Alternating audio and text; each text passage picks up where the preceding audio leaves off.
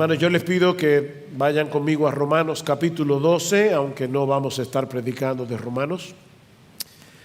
Romanos capítulo 12, y vamos a leer los versículos 1 y 2.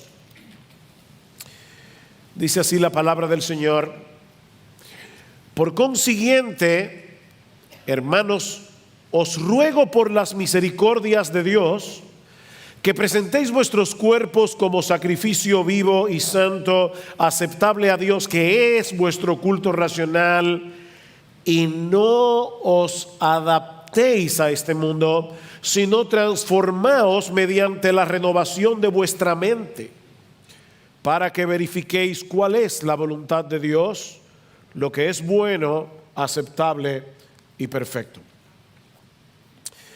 Pocos movimientos han impactado la sociedad occidental a partir de la segunda mitad del siglo XX como lo ha hecho el feminismo. Lo que comenzó como un intento de reivindicación de los derechos de la mujer se convirtió en un tsunami ideológico que pretende arrasar con el matrimonio, la familia y de paso convertir la iglesia de Jesucristo en una institución totalmente irrelevante. La semana pasada nosotros consideramos el tema de la ideología de género y cómo debíamos reaccionar ante ella desde una perspectiva bíblica. En la mañana de hoy nosotros queremos completar este tema explicando en qué consiste el feminismo y el impacto que ha tenido en la iglesia a finales del siglo XX y a principios del siglo XXI. Y yo espero, mis hermanos, mostrar en esta mañana que ambos movimientos suelen ir de la mano.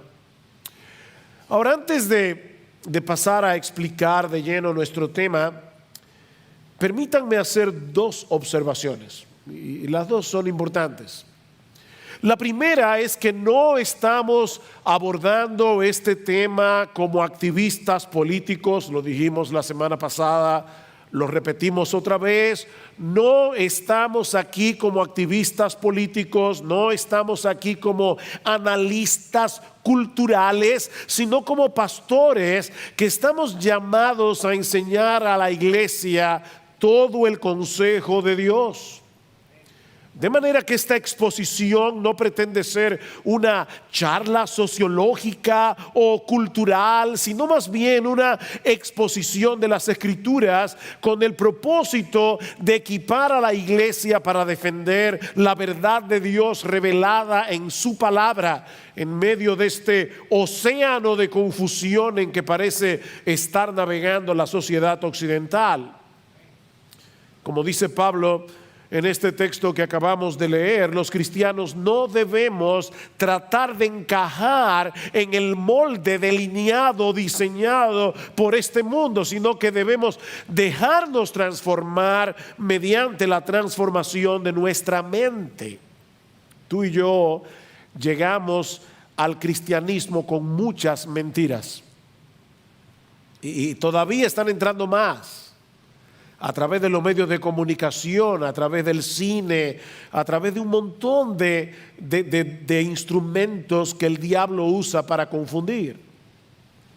Así que debemos permitir que la Escritura haga su trabajo en nosotros, despejando las tinieblas ideológicas que son contrarias a la verdad de Dios revelada en su palabra. De lo contrario, mis amados hermanos, perderemos la capacidad de ser sal y luz en medio de este mundo entenebrecido. Así que mi primera aclaración: estamos en un púlpito, esta es una iglesia, este es el día del Señor y estamos predicando las Escrituras. Yo no soy un charlista, yo soy un predicador. Pero debo aclarar también que simpatizamos, escuchen bien, estoy escogiendo cada palabra, que simpatizamos con las críticas del movimiento feminista cuando levanta su voz en contra de las actitudes machistas de aquellos que ven a la mujer como un ser inferior o como un objeto que pueden usar o del que pueden abusar. Como cristianos nos identificamos con ellos en ese sentido. Nos oponemos totalmente, mis amados hermanos, a todo tipo de acción, a todo tipo de actitud que denigre a la mujer en cualquier sentido o que violente su integridad física. El machismo, mis hermanos, es un mal social de la peor clase, porque distorsiona por completo el papel que Dios le ha dado al hombre como cabeza. Mary Cashin dice, y yo solo puedo decir amén a esto: el feminismo identifica problemas reales que demandan respuestas reales. El problema es que la respuesta no se encuentra en el feminismo. La respuesta se encuentra en un regreso al diseño original de Dios revelado en su palabra. Como yo espero mostrar en la mañana de hoy, por corregir un mal, las feministas han creado otro mucho peor. La medicina ha sido más venenosa, más dañina que la enfermedad. Ahora, ¿cómo surge el feminismo y cuáles son sus postulados esenciales? Bueno, contrario a lo que algunos pueden pensar, el feminismo como movimiento no es un fenómeno reciente. En el año 1792, una inglesa llamada Mary Wollstonecraft, la madre de Mary Shelley, la autora de Frankenstein, publicó una obra titulada Una vindicación de los derechos de la mujer, 1792. Y un año más tarde, tanto en Francia como en los Estados Unidos, le siguieron dos publicaciones similares. De ese modo comenzó un movimiento que trajo como consecuencia algunas reivindicaciones en cuanto a los derechos de la mujer, pero que presentaba al mismo tiempo una imagen bastante negativa del matrimonio. Este movimiento no tuvo tanta incidencia en el pensamiento popular, sino hasta mediados del siglo XX, con la publicación de la obra El segundo sexo de Simone de Beauvoir, publicado en el año 1949. Durante sus años de estudios, Simone de Beauvoir conoció al filósofo francés Jean-Paul Sartre, con el que compartió su vida en una unión, por cierto, bastante peculiar y abierta.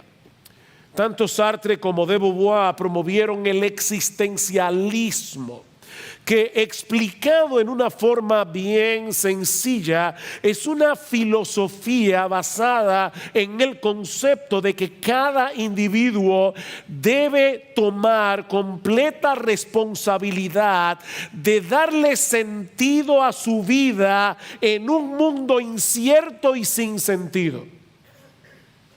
La frase típica del existencialismo es: la existencia es anterior a la esencia. ¿Y eso qué significa?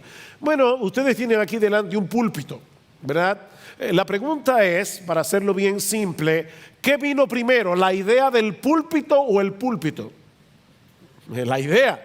Alguien diseñó este mueble con un propósito particular. Este mueble tiene un diseño particular porque es para una función particular. Así que nosotros creemos que la esencia de este púlpito vino primero que la existencia. Bueno, Jean-Paul Sartre y todos los existencialistas parten de la premisa de que no existe Dios. Y por lo tanto, nadie nos pensó en la eternidad con un propósito particular, sino que más bien el hombre es el producto de una de un accidente fortuito. No tenemos ningún propósito previamente establecido, sino que cada cual debe darle propósito y significado a su vida sin propósito. ¿Se dan cuenta? Por supuesto, dentro de ese contexto filosófico, los roles asignados tradicionalmente para el hombre y la mujer son el resultado de una construcción social. No hay un Dios en el cielo que hizo a la mujer para ser mujer, al hombre para ser hombre, y a los dos les asignó papeles diferentes en la sociedad, en el mundo, en la iglesia, etcétera, sino que más bien son construcciones sociales. Y es aquí precisamente donde entra en juego la obra de Simone de Beauvoir. Su tesis fundamental es que a la mujer se le ha asignado un estatus de segunda clase en la sociedad que no le permite asumir completamente la responsabilidad de su propia vida. Ella alega que este es un mundo definido y controlado por el hombre y que las mujeres han sido forzadas a conformarse al molde que ellos crearon para su propio placer y beneficio. El hombre es el enemigo. ¿Cuál es la solución entonces? Destruir la superioridad masculina y rehusar amoldarse al papel tradicional que se le ha asignado a la mujer como esposa y como madre. Es por eso que Simone de Beauvoir aboga porque el matrimonio sea una especie de unión libre que los esposos, si se les puede llamar así, puedan romper en cualquier momento, que el aborto debe ser legalizado y que el Estado debe asumir la responsabilidad de los hijos de aquellas que no quieran abortar. Si el Estado no asume la responsabilidad de hacerse cargo de los niños, las mujeres no podrán desarrollarse plenamente por causa de la maternidad y tendrán que continuar subyugadas en el esquema implantado en nuestra sociedad por la supremacía masculina. En un principio, el libro de Beauvoir no tuvo tanto impacto en los Estados Unidos, hasta que a principios de los 60 una periodista norteamericana llamada Betty Friedan publicó un libro titulado La mística femenina, que presentaba estas mismas ideas, pero enseñadas en una forma más potable para la mente norteamericana. Estas dos obras alcanzaron un alto nivel de popularidad en los Estados Unidos y desataron toda una revolución cuyo centro de ataque es el matrimonio, la familia, la maternidad, la distinción entre el hombre y la mujer y, por supuesto, la moral cristiana. Ahora bien, aquí es que se complica la cosa. Yo espero que hasta aquí me hayan seguido. Más o menos para el mismo tiempo en que Simone de Beauvoir escribía su manifiesto feminista a finales del 1949, una mujer llamada Catherine Bliss estaba haciendo un estudio para el Concilio Mundial de Iglesias, titulado El servicio y estatus de la mujer en la iglesia. Aunque ese reporte fue completado en el año 1952, no se le prestó mucha atención hasta una década más tarde, en 1961, los 60 son la bisagra de la sociedad occidental, cuando otras voces comenzaron a levantarse reclamando un cambio en el papel de la mujer en el plano eclesiástico. Así que muy pronto el movimiento feminista secular encontró un aliado dentro de ciertos grupos religiosos, incluyendo grupos evangélicos, con las mismas metas y los mismos objetivos, eliminar toda diferencia entre el hombre y la mujer. En el plano eclesiástico, esto significa que las mujeres puedan llevar a cabo las mismas tareas y oficios que hacen los hombres en la iglesia, incluyendo el ministerio pastoral y la predicación en el culto público. Esta posición teológicamente se conoce como egalitarianismo o igualitarianismo, de la palabra igual, porque argumenta que el rol de liderazgo, tanto en el hogar como en la iglesia, debe ser compartido por el hombre y la mujer, no debe limitarse a los hombres. En las últimas décadas, este movimiento ha tomado una fuerza impresionante en el mundo evangélico, como podemos ver en muchas denominaciones en el día de hoy. Como bien señala el teólogo Wayne Grudem, en los últimos 30 años se ha estado haciendo un esfuerzo titánico para demostrar que algunos textos de la Biblia no se aplican para nosotros hoy, o que no significan lo que siempre hemos pensado que significan, o que no formaban parte de la Biblia originalmente, o que se contradicen en la experiencia, o simplemente que la Biblia se equivocó. Un esfuerzo titánico. Es por eso, mis hermanos, que este tema es tan relevante para nosotros en el día de hoy, porque aún en su versión evangélica, el feminismo es un ataque directo contra el diseño de Dios para el matrimonio, la sociedad y la iglesia, y a final de cuentas no es otra cosa que un ataque directo contra la inerrancia e inspiración y autoridad de la palabra de Dios.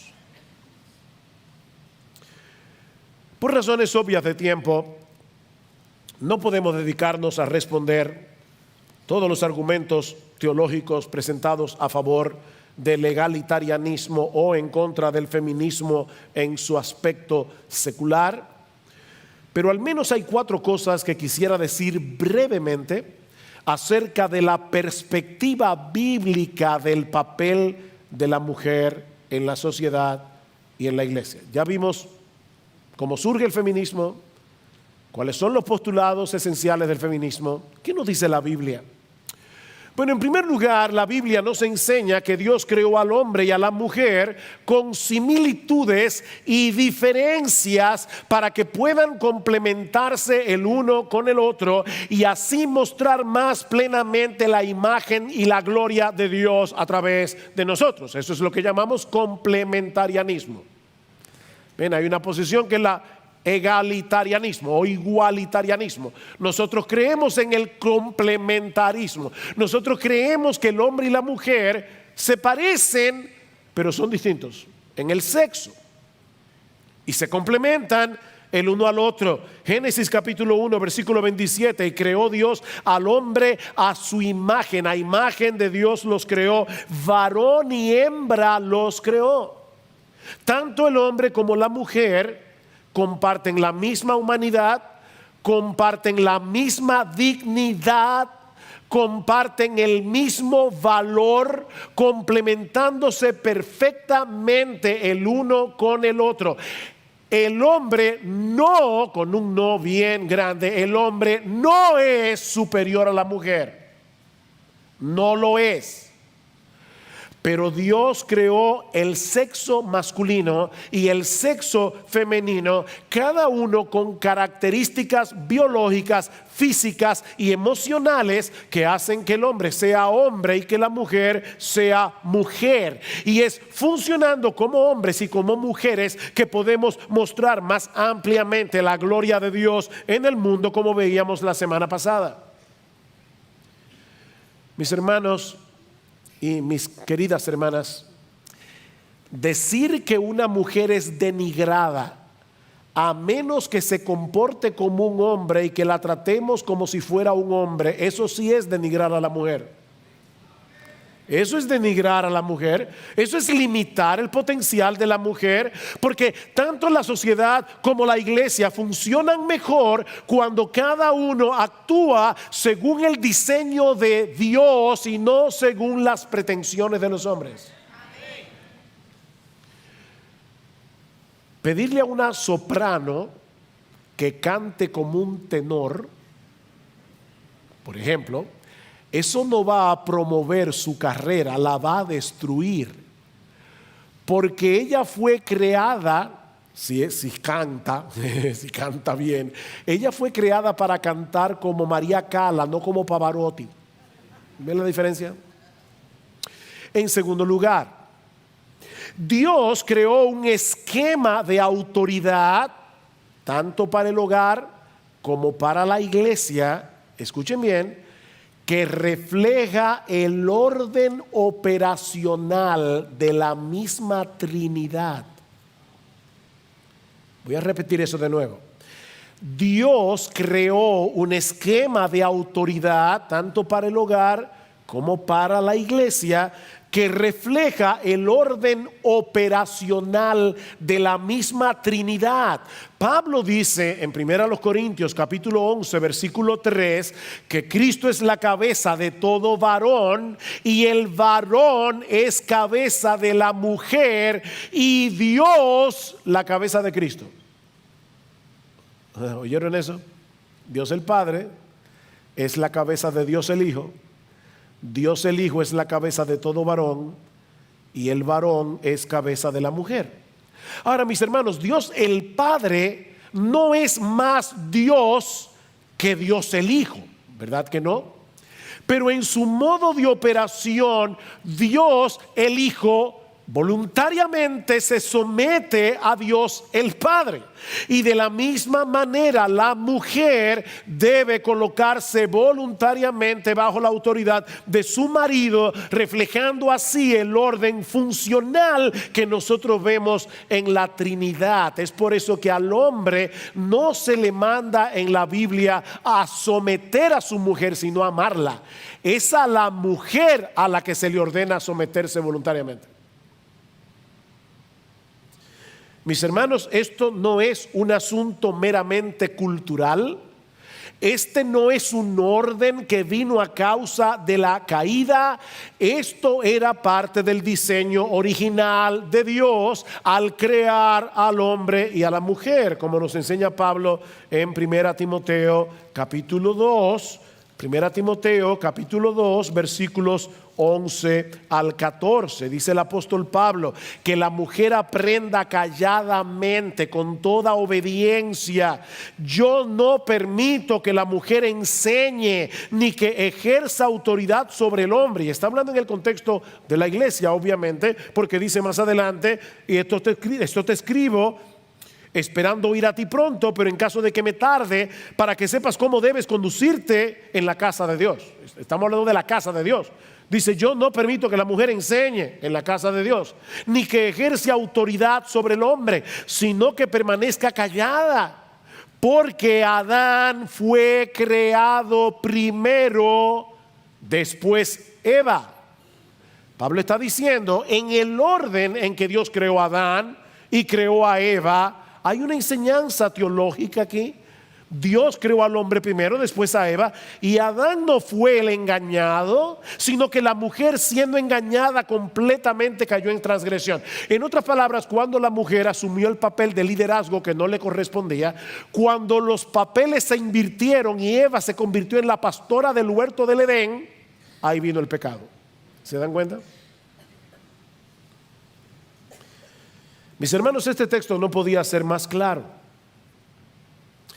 Pablo prohíbe tajantemente que una mujer enseñe a los hombres en el culto público y que ejerza autoridad sobre los hombres en la iglesia. En otras palabras, lo que Pablo está diciendo aquí es que una mujer no debe asumir el ministerio pastoral, porque eso es precisamente lo que un pastor está llamado a hacer: enseñar y ejercer autoridad. Y a la mujer no se le permiten ninguna de las dos cosas en la iglesia. Repito, no se trata de un asunto cultural, se trata de un asunto teológico. Yo sé que yo no voy a ser más popular por enseñar esto. El punto es, mis amados hermanos, ¿qué es lo que enseña la palabra de Dios? Porque cuando el mundo y aún algunos en la iglesia enseñan algo diferente, nosotros tenemos que decir, sea Dios veraz y todo hombre mentiroso.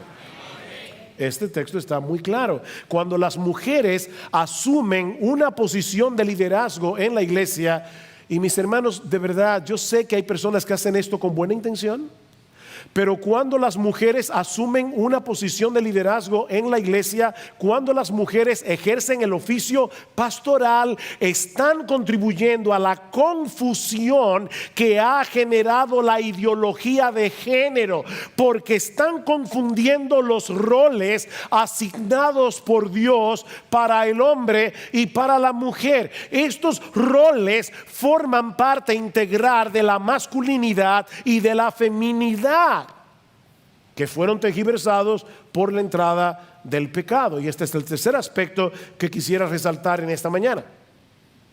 La batalla de los sexos no comenzó con Mary Wollstonecraft o con Simone de Beauvoir o con Betty Friedan. Esta batalla comenzó en el huerto del Edén, cuando Eva asumió el rol de liderazgo y Adán claudicó de su posición de autoridad y dejó de guiar amorosamente y de proteger a su mujer. Es por eso que en la Capilla Sixtina, Miguel Ángel, en el fresco que narra la tentación en el techo de la capilla, presenta a Eva tomando del fruto prohibido y a Adán bajando la rama, porque los dos fueron culpables y Adán fue más responsable.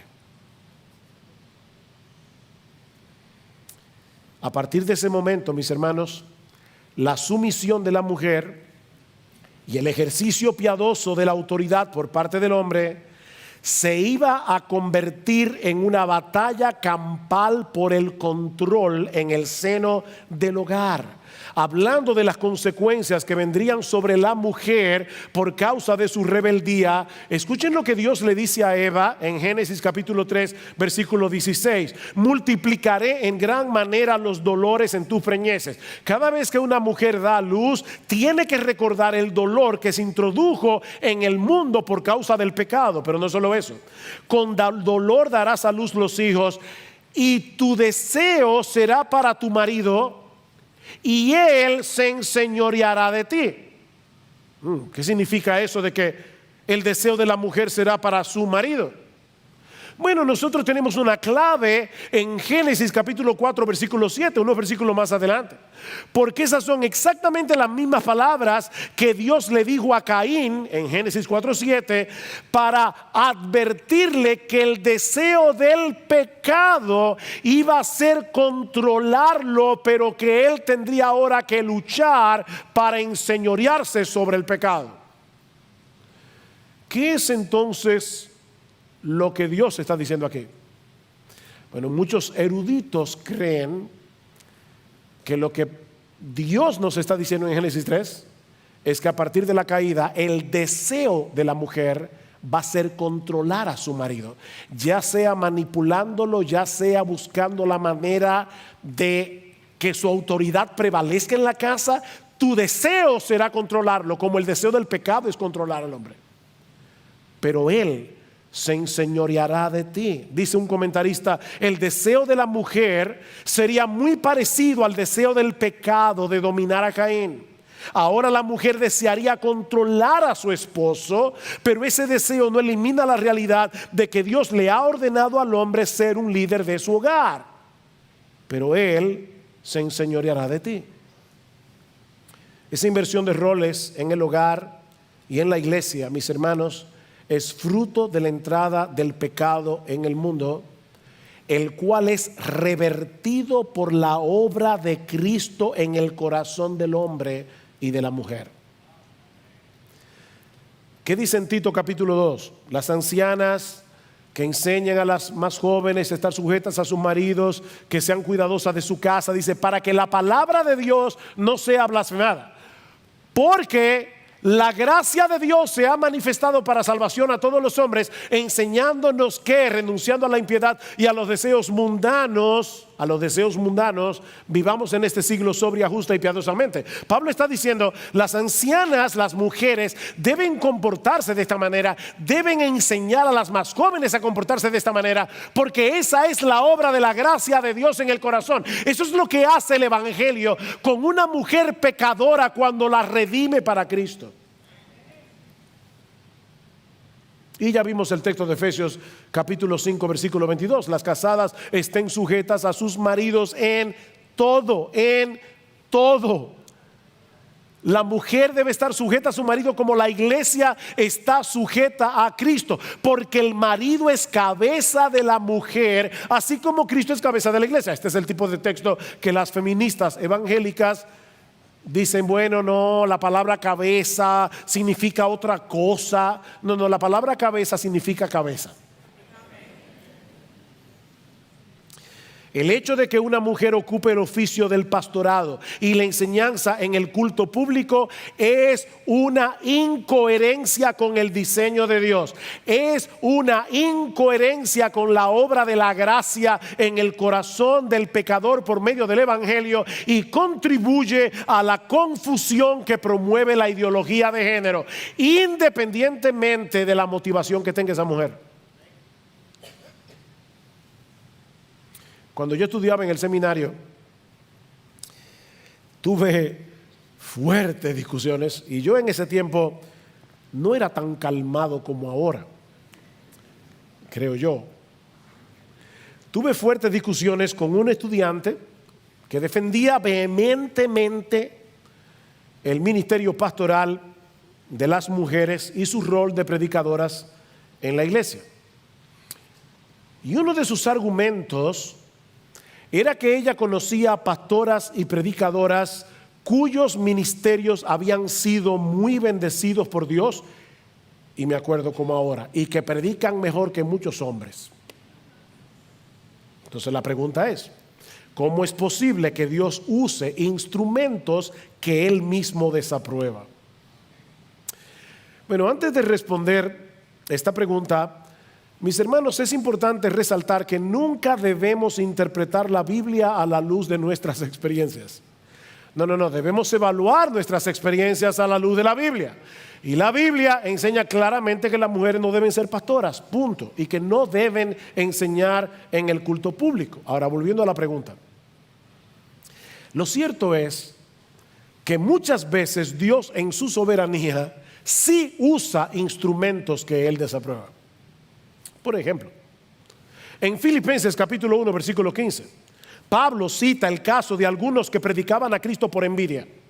¿Ustedes creen que Dios puede aprobar que haya personas que prediquen a Cristo por envidia? Que quieran tener una iglesia más grande que la del pastor tal. Y mucha de esta gente quería ser más notorios que Pablo. Y aprovecharon y dijeron, Pablo ahora está preso, ahora es que nosotros podemos predicar y hacernos de un nombre, porque Pablo está atado de manos. Y Pablo decía, pero ¿saben qué? Ellos están predicando a Cristo, o por pretexto o por verdad, y en esto me gozo y me gozaré aún. Tal vez Dios estaba usando a esos predicadores que predicaban por envidia para salvar a pecadores. Y Pablo dice, ¿saben qué? Yo me gozo en eso.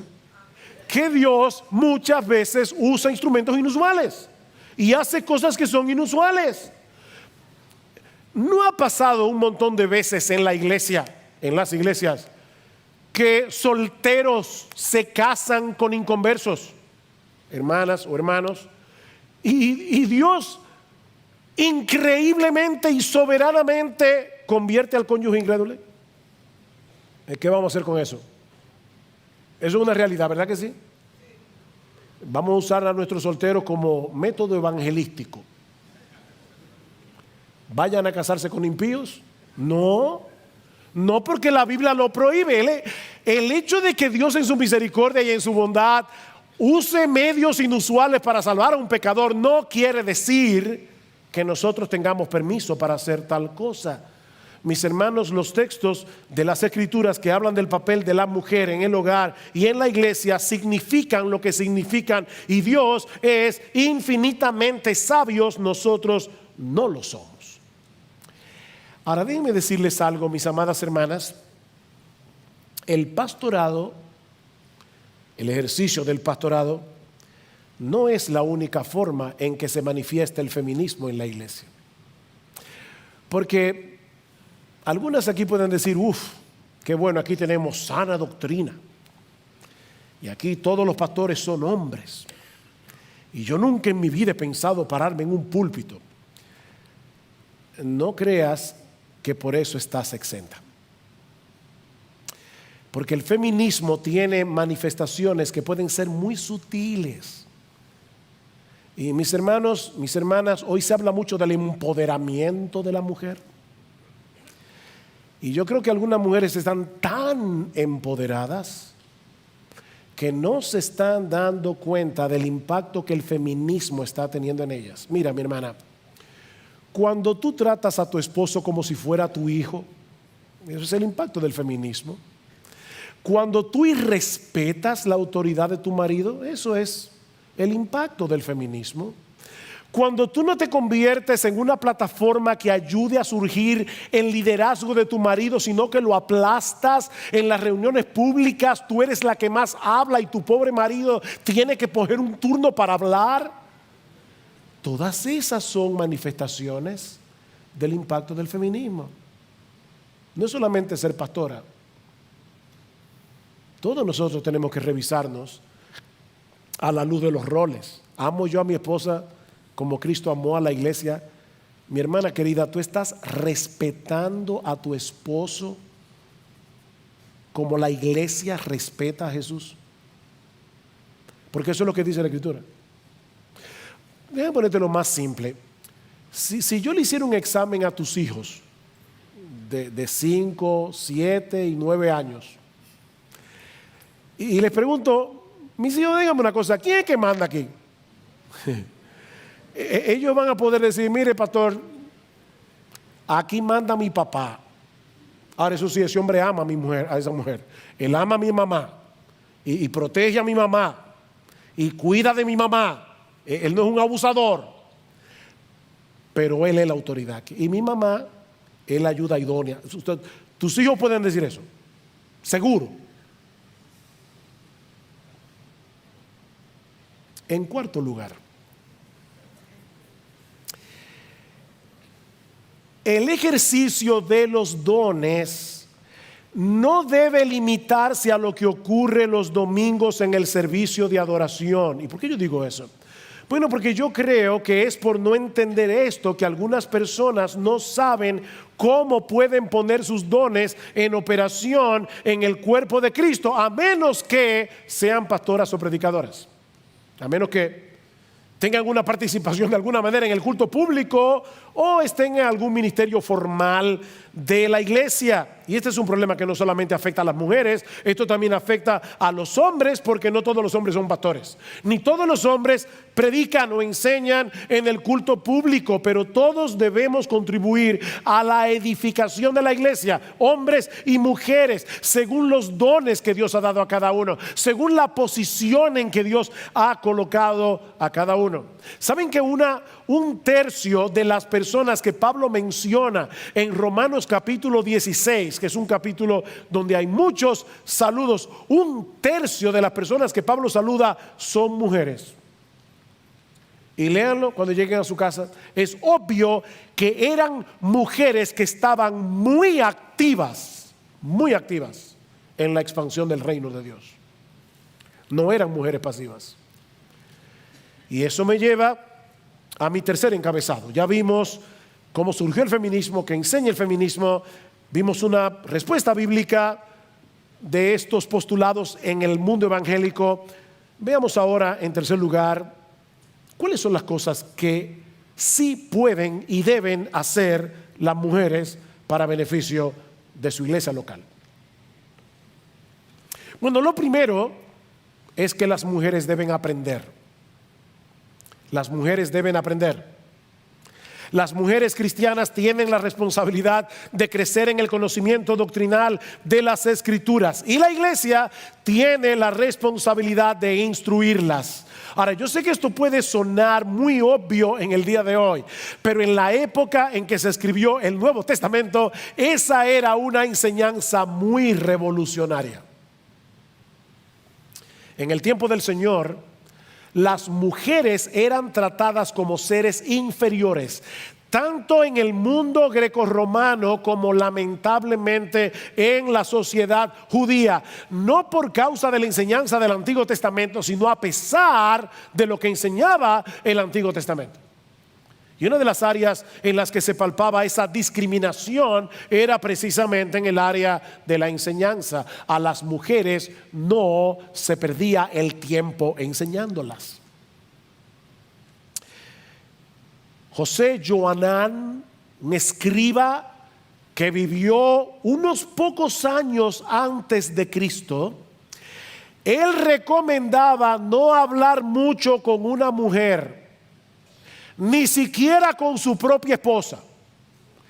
El que habla mucho con las mujeres trae maldición sobre sí mismo. ¿Oyeron eso? Comparen eso con la enseñanza de la Biblia. Mis hermanos, esa no es la enseñanza del Antiguo Testamento. Las mujeres tenían las mismas responsabilidades que los hombres en lo tocante a la obediencia a la ley, y ambos tenían la responsabilidad de aprender la ley y enseñarla, en el caso de los padres, papá y mamá, a los hijos. ¿Qué dice en Proverbios capítulo 1 versículo 8? Oye, hijo mío, la instrucción de tu padre y no abandones la enseñanza de tu madre. Las mujeres debían conocer la ley para poder enseñarla. Y cuando llegamos al Nuevo Testamento, es evidente que el Señor Jesucristo no se amoldó a los prejuicios de su época. Fue a una mujer de Samaria, que el Señor le impartió la enseñanza más profunda que encontramos en los evangelios acerca de la verdadera adoración. ¿Y ustedes recuerdan cuál fue la reacción de los discípulos cuando lo vieron hablando con una mujer? Se sorprendieron, porque en aquellos días era una deshonra que un maestro hablara con una mujer en público. Pero nuestro Señor Jesucristo no era así. En Lucas capítulo 10 versículo 38, no solamente vemos a María sentada a los pies de Jesús como una discípula, aprendiendo de la palabra de Dios, sino que vemos a Jesús alabando a María por su disposición a entender. Marta, María ha escogido la mejor parte, le dice Jesús a Marta. ¿Quiénes fueron los primeros testigos de la resurrección de Jesús? Un grupo de mujeres. El Señor Jesucristo escogió a un grupo de mujeres para ser las primeras en anunciar al resto de los discípulos este evento fundamental de nuestra fe. De hecho, en el mismo texto en que se prohíbe a la mujer enseñar y ejercer dominio sobre el hombre, Pablo nos dice que las mujeres deben aprender. Que las mujeres aprendan, dice Pablo, y es un imperativo. Asegúrate, Timoteo, de que las mujeres aprendan. Las mujeres necesitan aprender teología, mis hermanas. Las mujeres necesitan aprender teología, lo mismo que los hombres. Las mujeres necesitan crecer en el conocimiento de Dios. No lean únicamente el libro de familia, está bien que lo hagan, pero no se limiten a eso, mis hermanas. Conozcan los atributos de Dios. Ustedes necesitan conocer el Evangelio, todas las aristas del Evangelio, para poder aplicarse el Evangelio a sus vidas día tras día, para poder ser ayuda idónea de sus esposos. Las mujeres necesitan aprender. Y eso nos lleva a nuestro segundo encabezado. Y es que no solamente las mujeres deben aprender, sino que también deben enseñar. Las mujeres deben enseñar. El hecho de que Dios haya limitado a los hombres el oficio pastoral y la enseñanza en el culto público no quiere decir que las mujeres carezcan de ese don. o que no puedan enseñar en otros contextos. Lo que se prohíbe en el Nuevo Testamento es que las mujeres ejerzan la enseñanza de una forma tal que violenten el esquema de autoridad diseñado por Dios para el hogar y para la iglesia. Pero las mujeres deben enseñar. Ellas deben enseñar a sus hijos y por extensión a los niños en general. Y Proverbios tiene varios textos sobre eso. El ejemplo de Loida y Eunice, ¿quiénes formaron a Timoteo para llegar a ser el hombre que fue? Su abuela y su mamá. Su abuela y su mamá. Y Pablo le dice: Timoteo, recuerda lo que te enseñaron tu abuela y tu mamá, porque desde la niñez has sabido las sagradas escrituras. Ahora, ¿saben por qué Loida y Eunice podían enseñarle las escrituras a Timoteo? Porque conocían la palabra de Dios. Lean el Magnificat de María y ustedes van a ver allí la exclamación de alabanza de una mujer joven, porque probablemente María era lo que hoy se conocería como una teenager, una mujer adolescente ya llegando a la edad adulta, que conocía muy bien las escrituras del Antiguo Testamento. Las mujeres deben enseñar. Y eso es algo que debe ser enfatizado en esta época, porque la maternidad está subvalorada. Está subvalorada. Como si las mujeres que se quedan en casa enseñando a los hijos, esas sí que son ciudadanas de segunda categoría en esta sociedad en la que nos ha tocado vivir. Pero de igual manera las mujeres deben enseñar a otras mujeres. Tito capítulo 2 versículo 3 al 5 dice: las mujeres ancianas enseñen a las más jóvenes a amar a sus maridos y a sus hijos, a ser cuidadosas de su casa, a ser buenas. Y es interesante que Pablo le dice a Tito: Tito, tú sabes cómo son los cretenses, malas bestias, glotones, mentirosos, ociosos. Y en esa sociedad, Pablo está diciendo, las ancianas deben ser reverentes en su porte y deben ser maestras del bien en esa sociedad. Pero las mujeres también pueden enseñar a los hombres en ciertos contextos en que la autoridad masculina no sea socavada. Abigail fue el instrumento que el Señor usó para hacer desistir a David de lo que le pensaba hacer a Nabal. Y ustedes recuerdan en 1 Samuel 23 lo que David le dijo a Abigail cuando ella vino a enseñarle al rey. ¿Recuerdan lo que le dijo David? Mire, cállese la boca. Eso fue lo que le dijo David. Bendito sea el Señor y bendita seas tú de Jehová, que has venido a estorbarme en el día de hoy. Apolos fue un gran predicador en el Nuevo Testamento. Sin embargo, él no tuvo ningún reparo en ser instruido por Priscila y Aquila. Vean en Hechos 18, 24 al 26. Y el texto griego dice que ellos catequizaron a Apolos, Priscila y Aquila, los dos. Comentando acerca de este pasaje, dice Matthew Henry: he aquí el ejemplo de una buena mujer, Priscila, que aunque no le es permitido hablar en la iglesia, aún así hace bien en una conversación privada con el conocimiento que Dios le ha dado.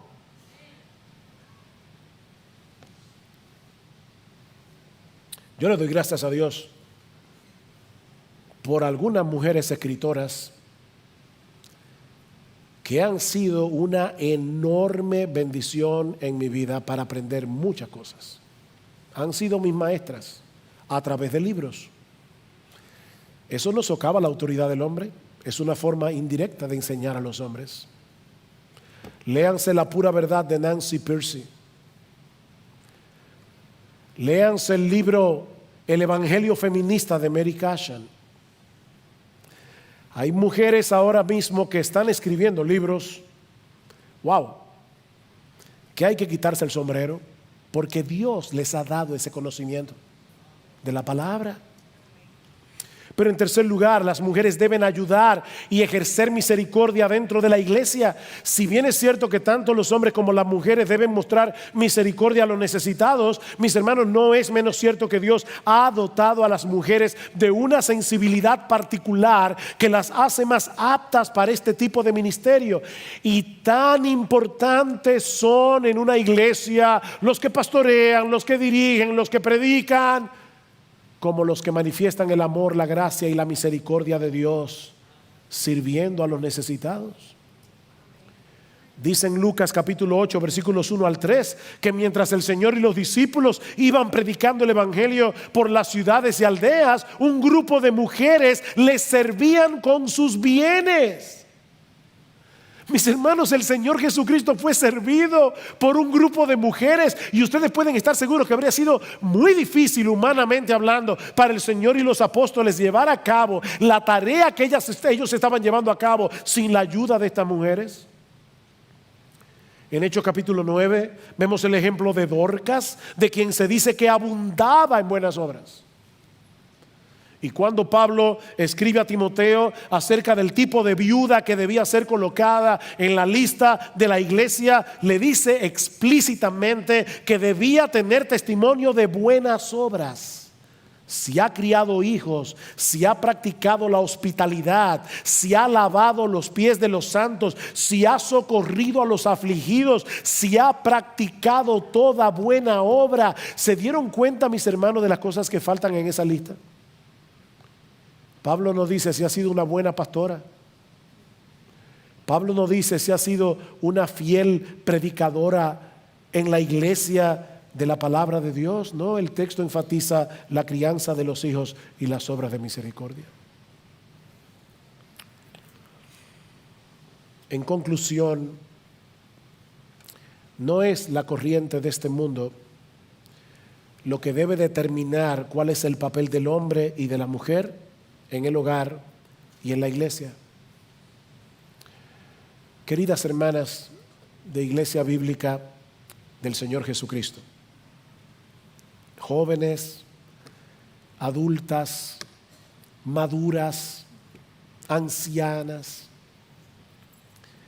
no dejen que las vanas filosofías de este mundo les roben la joya preciosa de un espíritu afable y apacible que es de grande estima delante de Dios. Eso no es temperamental. Hay mujeres que dicen, es que yo no nací con ese temperamento. No. Esa es la obra de la gracia transformadora de Dios en el corazón de una mujer. Un espíritu afable y apacible. Mis amadas hermanas, Cristo vino a rescatarlas de la vana manera de vivir que el mundo promueve y enseña, para que ustedes puedan funcionar de acuerdo al diseño original de Dios. Ese es uno de los beneficios colaterales del Evangelio. Cristo las compró con su sangre para que ahora puedan exhibir como mujeres la gloria del Dios que las creó para ser mujeres. Esa es tu belleza, mi amada hermana. Ser mujer. Ser mujer. Mujeres, si hay algo que el mundo, el hogar y la iglesia necesitan, son creyentes piadosas que asuman con gozo la gloria de la feminidad, sirviendo a Cristo con los dones y talentos que Dios te dio. Mujeres que no sean amazonas, mujeres que con convicción rechacen el feminismo en su forma más radical, pero también, mis amadas hermanas, en su forma más sutil.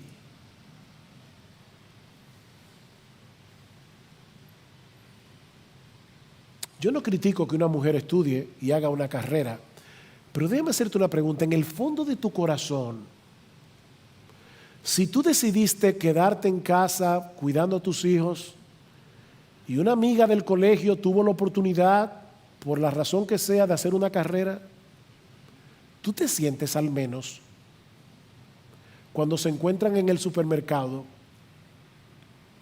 ella con su maletín de ejecutiva y tú con el bolso del bebé, tú te sientes al menos. Miren, hermanos, yo les decía al principio, el feminismo es un tsunami ideológico que está arrasando con todo. Ahora, el problema de esto es cuando esas olas comienzan a penetrar en la iglesia.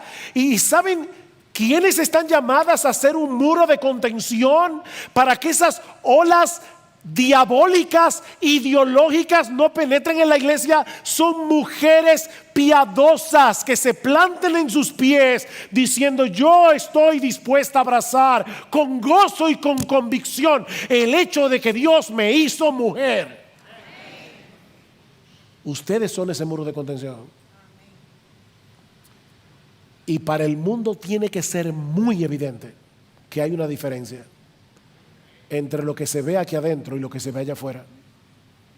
Porque Pablo dice: mujeres, hagan eso para que la palabra de Dios no sea blasfemada. Pero ¿saben qué? Hombres, varones, masculinos.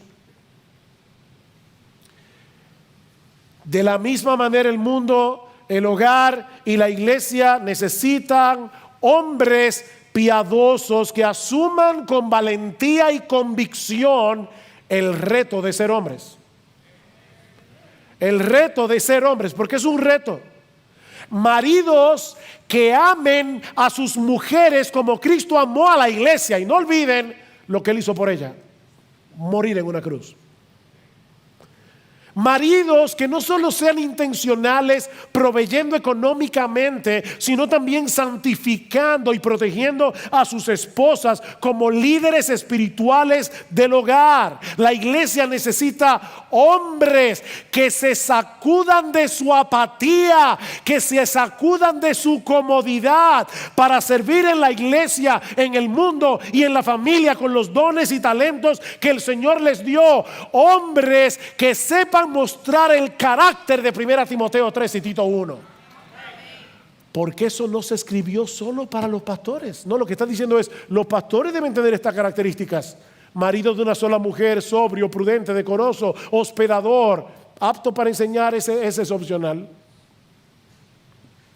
No dado al vino, no pendenciero, no codicioso de ganancias deshonestas. ¿Saben lo que Pablo está describiendo allí? A un hombre piadoso. Es de esos hombres piadosos que se escogen pastores. Pero así deberían ser todos los hombres de la iglesia, con la única excepción de apto para enseñar.